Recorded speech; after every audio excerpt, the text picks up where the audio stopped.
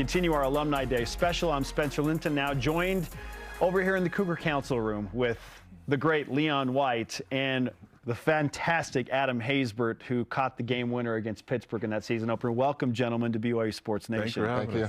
What's it like to be back around all of the guys once again as you celebrate 40 years of remembering BYU's national championship? Leon, we'll start with you.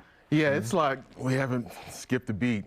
Just seeing the guys, going over all the memories, great memories we had during those times, and it's an exciting time. I love being here, and you know that's why we come back. Adam, it doesn't happen often. So what's it like to get together, see so many familiar faces, and I keep hearing from everybody, man, it's like no time has passed at all. It's like you just pick up right where you left off. Yeah. Well, it's really interesting because it takes you back to where you were in the trenches together. You know what I mean? And we were a family. We were very different. So most people ask what was so different about our team as opposed to other teams. It wasn't that the other teams were bad. It's just that we had a very good bond together, and it was unique and very different from the other years.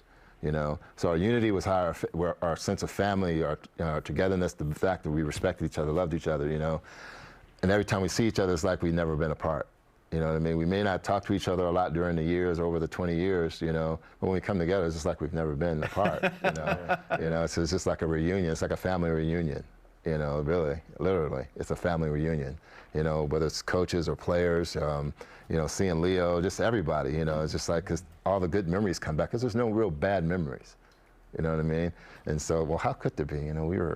We won everything. You won it. You did not lose. Yeah. That culture was something special. Now, as a wide receiver, I by nature of just having spoken with Glenn Kozlowski and laughed a lot at him and with him last night and today, what was it like being in the wide receiver room with personalities like Glenn and then someone who's different in Kelly Smith and so many talented players there? Yeah, well, interesting thing is, I used to be Kelly Smith's roommate for a while there, so I knew Kelly. We knew each other. So it's like a common vibe between us. You know what I mean? He's quiet, I'm quiet.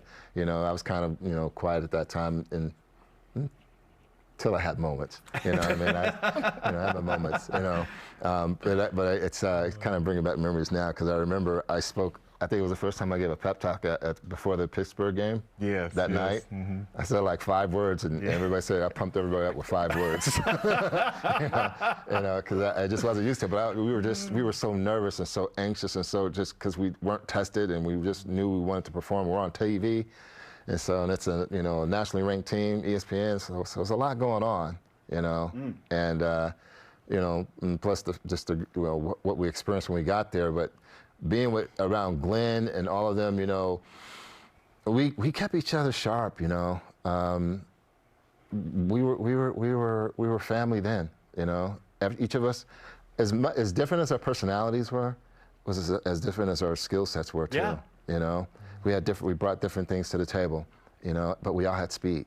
You know what I mean? I think I was faster than everybody. A little bit, but, Somewhere Kelly's like, now hang on a second. Yeah, but we're pretty much even. Yeah, me and Kelly are pretty even, But it's I just got I got to say I had a little bit more burst. Hey, nothing wrong with that. You have the microphone right now. You run with that. I got the mic. Bring Kelly in, and we could kind of And a 5-word pep talk. There's real power in that. I need to channel that ability. I want to know what those words were. Leon, last night we talked in that 1984 roundtable, and just an amazing panel discussion, and you'll see it in the next few months at some point. It will be released on BYUtv. Can't wait for everyone to see that and hear those great stories. Culture was discussed so much. If you could sum it up for fans that are watching live now on BYU Sports Nation, what was the culture like under Lavelle Edwards with those great coaches and that team that made it so special? Yeah. It was a great experience. I mean, it started from day one when I arrived. Fred Whittingham was my coach, my linebacker coach. He's the one that recruited me, and he just preached culture. And he said that the togetherness of the defense and offense is what's going to win games. And from that day on, that's what got us wins, and that's what made us play so well together. And the friendships, the bonds that we had, throughout our lives, that's what I think is making our programs throughout the years at BYU so great. you know, the culture. Lavelle started it, and you know, it's been building up with Kalani, and it's still there. Fred recruited you, and I'd like both of you to answer this, but why? You had plenty of options. You're both super talented. Like, why BYU? Leon, why did you pick BYU? Yeah, I had a few other offers. SC was giving me an offer. San Diego State, of course, my hometown, was giving me an offer. I had taken a trip to Arizona, so there were some teams out there that wanted me. I had an injury, though, my senior year in high school, and I didn't play my first 6 games. So those teams kind of dropped off after that. Yeah, and before there was Reggie Bush and Alex Smith at Helix, there was Leon White. Exactly. Yeah. I was the first. But I came back from the injury and had a really good end of the season in high school. And I think the coaches at BYU saw that. They saw that I could come back from an injury, and I did, and they started gaining more and more interest. And that was the end of the story. Lavelle came to our house, and he really spoke highly of the school and said, hey, it's a great school. You're going to get a great education. You're going to, and the key to me was, you're going to get back to the Holiday Bowl and play in San Diego in front of your home crowd at least 2 times. And that was exciting for me. So he was true to his word. We actually went 3 times and could have went 4, but we ended up going to the Citrus Bowl my senior year. So, you know, those are the things that got me to come to BYU. Outstanding. And so glad you got to play in front of your father in that unique scenario as you won the national championship. Yes, that was a special moment for me and my family, and it's something that I'll never forget. You know, it was a great goodbye to my dad. He was a special man, and you know, he always wanted me to work hard and do the best that I could, and just for him to see that moment in my life was very special. So. Storybook stuff. All right, Adam, what about you? With all of your offers and places you could have gone, why BYU for you? Why BYU? It was a long time coming in a sense. I wasn't really familiar with BYU before I even knew who BYU was. I was watching TV and I was watching this team playing football. You know, I was like, man, those guys are throwing the ball all the time. It was exciting to watch them. Never thought I would be going to that school, you know.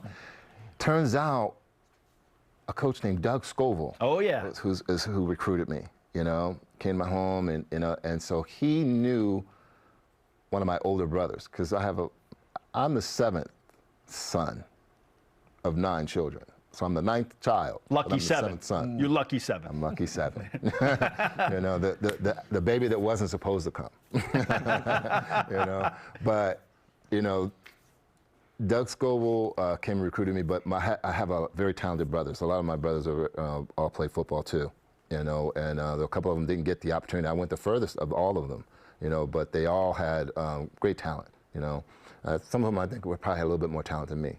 I would say give them maybe one of them. Okay. You know what I mean?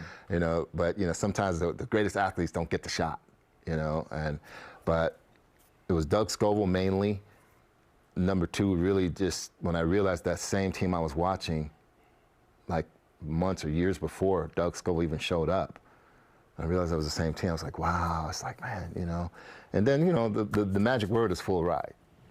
Yeah. You know when you get that offer. Yeah, when you get that offer compared to, you know, one of the teams that was recruiting me was Annapolis, and I wasn't really the military guy.